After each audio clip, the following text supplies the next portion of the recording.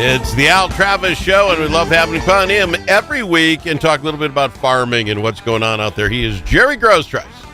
Jerry, how you doing, my friend?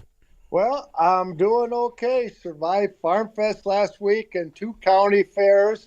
1 county fair this week. Next week, it's the Princess K of the Milky Way, and a day or 2 more up at the State Fair.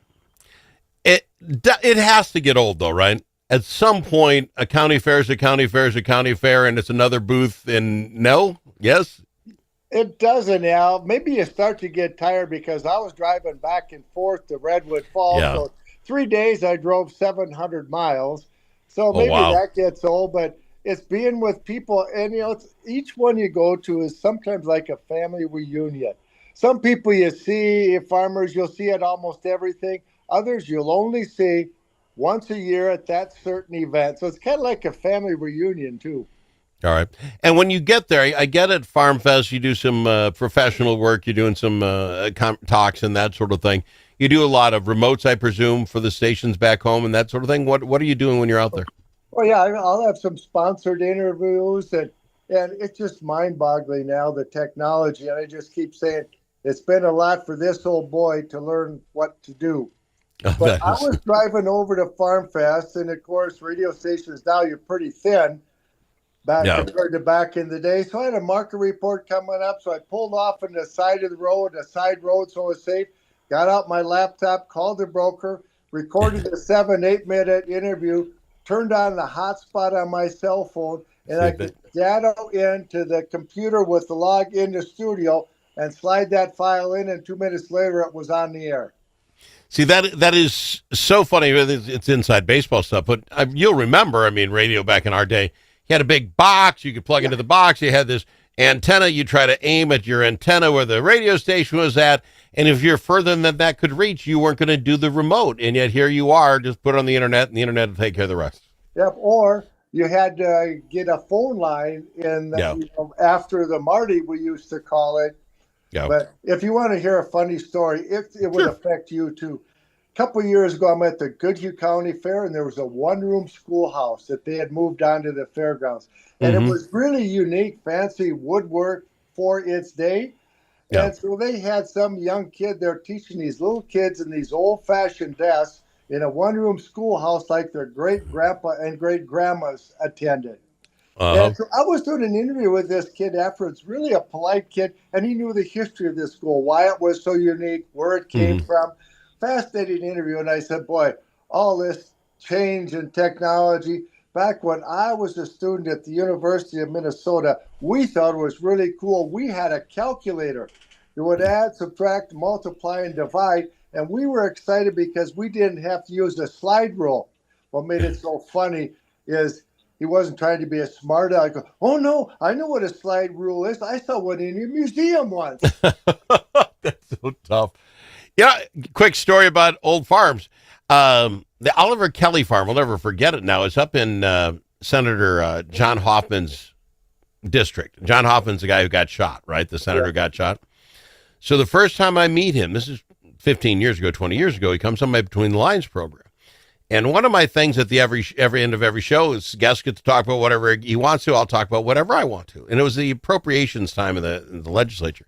And he talks about something, yada, yada. And I go, I'll tell you what, let's just waste some more money. They have this farm that they're going to go redo for, I don't know, $2 million. Yeah, $2 million into this antique farm. It's going to include new roadways and new this and then Wi-Fi internet access. And I ripped it. I said, first, you want to show kids what it's like. You don't put Wi-Fi in because that's not what it was like. And these kids can just stumble around not having Wi-Fi. It'd be more realistic. And I kind of rip on it. And just before I go to break, I said, what do you think of that, Senator? He goes, well, that was my bill. and like, oh, nuts. We go to break. We come back out. I've apologized to him. I said, what are the odds? 1 in 69. There's only 69 senators. I said, yeah, that wasn't good. Come back. So we come back, and I said, I apologize. He goes, you don't have to apologize. I get where you're coming from. But you have to promise me you'll do a show from there when it's done. So 2 years later, we did a show from there on the deck. And he and I have been best friends ever since. But, yeah, I just start ripping it. And you can get the internet at the Oliver Kelly farm now, so good for them. Well, now one plug for Minnesota's official Agriculture Interpretive Center. at Waseca, just west of Waseca. We already have one. And I really enjoy going there. They have a mile time lane where Yeah. you start on this time lane. It's a native prairie as it looked when the settlers moved in. Okay. And you see that in some of these trees and the Yeah. stumps. And I'm going, how did they do that? It would be a major undertaking to bring that land into Yeah. production with today's herbicides and Oh equipment yeah. compared to what. And so I enjoy that. And they have horses there. They had a horse bull there once to see what it was like and maybe think it might be hot. But you know what? Compared to what they did, we've got it Yeah. pretty easy. Sitting in that cab of yours, listening Yep. to country music and driving down. Yeah, it's a whole lot different. Real quick before we go to break, this is from a meteorologist from Farm Progress. Said there were 220 record daily rainfalls reported within Minnesota climate stations, yada, yada. 30 counties reported 10 inches or more of rainfall in the month. Statewide rainfall from over 1,000 observers, more than 6.5 inches. I got to presume the state is no longer in drought, but my question to you is, we saw a lot of rain last spring and it flooded everything. I mean, it was horrid. These numbers seem about the same, but because they're like every 3 days some more rain, it's, you know what I'm saying? Have you gotten too much? It seems almost perfect. I Oh mean, it's a no, lot. it's actually a little too much. In fact, at some of the county fairs in July, talking to some farmers and other friends, you go, yep, almost every other July, we're sitting there watching the forecast, hoping for a rain. Yeah. This year, we're hoping we wouldn't get a rain. And I just talked to the scientists at the Southern Research and Outreach Center at Waseca earlier this week. This July was like the fifth wettest all No. time. And But we're not seeing ponds of water everywhere, I guess is my point. I'm not seeing washout. I get, maybe you don't want any more rain because you've got enough, let it roll. But is it more you're worried about wind or lightning or something? I mean, I guess the corn around me, I've never seen it like this, ever. all season long, it's had that beautiful green color since it Uh, got out of the ugly duckling stage and hit the rapid growth phase. Although I've heard some scuttlebutt, not so much around here. The tassel wrap where the tassel didn't expose from the leaf around it, and there were some pollination problems. And mm, then some places got some really heavy rains, not so much here, but more south and east in the Corn Belt. mm, And it didn't pollinate very well because it was so humid and foggy no, and heavy rains that the pollen from the tassel has to wasn't. get caught by the silk to go down and fertilize the egg that turns into the kernel of corn. So there are some issues. And I've also been hearing about a number of fungal diseases because of the humidity and the frequent rain. So we aren't out of the woods yet. It Oh, ain't in the bin yet, Al. oh no, it's going to only get worse because I was going to lead in with this. You talk fungus. We don't care about fungus. Have you heard about screwworm? Oh, This stuff's invading. This is like a zombie movie. I've read all about it, and we're going to talk about it next with Jerry Groskreutz on the Al Travis Show.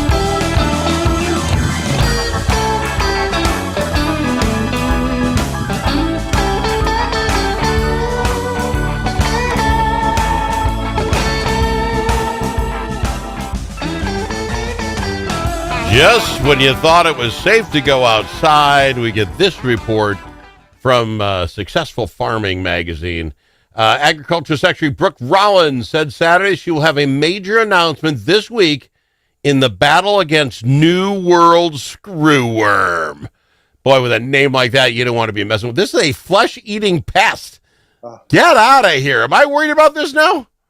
well, it's moving from Mexico. It's moving north in Mexico. Ironically, that used to be in the United States in a major undertaking by the USDA. We eradicated it and had been pushing it farther south to eradicate it, and now it's moving north. And I made the mistake. You should be careful what videos you watch on the internet, right? Yes, absolutely. Oh, I looked at that. I've seen a lot. If you're a dairy farmer and you're taking care of livestock, you've seen a lot of different things. And I saw what that screw worm did, and it gave me the willies, even with Well, the warnings, this we want to do everything we can to make sure it does not come back into the United States, mainly cattle, but it can affect, I guess, people to a certain extent. It can affect other species of livestock, I guess. And apparently the fly comes if there's any open wound or an opening, it can lay the egg Mm-hmm. that develops into this ugly screw worm. And just suffice to say, it's named a screw worm for a reason. Yeah, this one scares me. This isn't cool. But how do we eradicate it originally? With pesticides? Is it what No, this them is fly before strips? that. I put a fly strip up in my garage. That worked pretty good.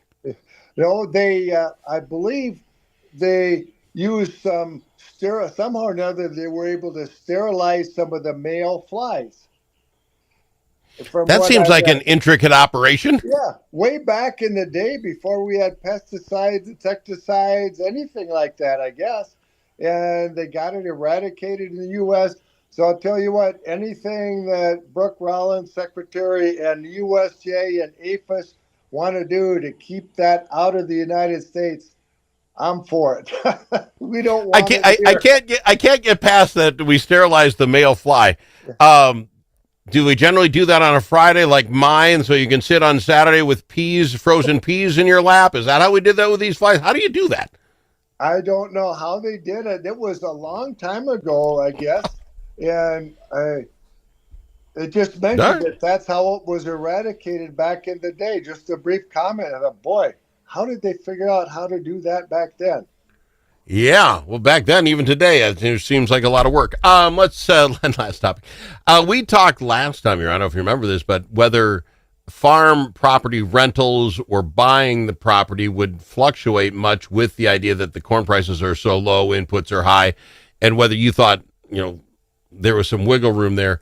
From Brownfield, an ag real estate specialist is suggesting that stability in farmland market could be shaken by those two factors, between the fact that the commodity prices are so low and interest rates are so high. He at least believes that there could be some problems in 2025 with the stability of farmland, that it's going to have to go down. Well, I can't argue with that, but a couple things that we have going for us.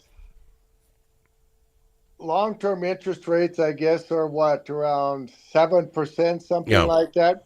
Well, if you look at a long-term chart, 7% is kind of the norm.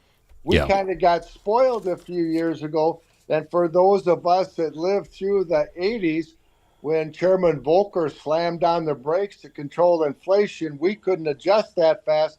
We didn't have a seatbelt on, and we went through the windshield. And we Yeah. had short-term interest rates in the low 20s, and long-term interest rates were in the 15% range. Yeah. So that just caused the price of land to drop by 2/3 because no one could afford to buy it, Yeah. even if they had to borrow any money. So we're hoping that most guys have a really good crop going out there. Mm-hmm. And one of the cures to low commodity prices is having a A lot lot of of bushels per acre to sell. So let's hope that we can bring this crop to the end of the season and get it harvested. And there's some, even though the market denies it, if you look at the weather in Europe, Mm-hmm. in Russia, in China, they've had some all-time record heat waves, not only for Yeah. temperature, but duration. And so you would think that that would be hurting their production Their over prices. Yeah. there, and that hopefully we're setting our harvest lows now, and we'll get into our harvest and find out we had a great crop here, just maybe not quite as high as the market anticipated. I mean, there's some in the market talking about an all-time record yield of 8 or 9 bushels an acre. I mean, our all-time record Yeah. was like 181 or two, something like that. There's some talking 190 bushels an acre national average yield. Wow. That's a lot. So That's a lot. hopefully there's some hope down the line. And of course, we should mention our livestock producing friends. Jerry's misfortune on low corn and bean prices is Is good for helping them. my livestock producing friends. With 30 seconds, Jerry, if you can do it, how can we hear nothing more about tariffs and whether that's hurting you or harm you? In all these things about what's going on, they don't even bring up tariffs. Have we kind of mulled through that already, or are we still waiting for a shoe to drop? Well, we're waiting for a shoe to drop for farmers, because now's the time when we start looking at what's fertilizer going to cost for this Okay. fall, and it's not pretty. So our Okay. time might be coming. Fair enough, Jerry. Appreciate you coming on the program. Let's do it again next week. Is that fair? That sounds like a deal. Enjoy yourself at the fair, by the way. Is Jerry. I will. Jerry Groskreutz, farmer extraordinaire on the Al Travis Show. Lots more coming up. Stick around, will you?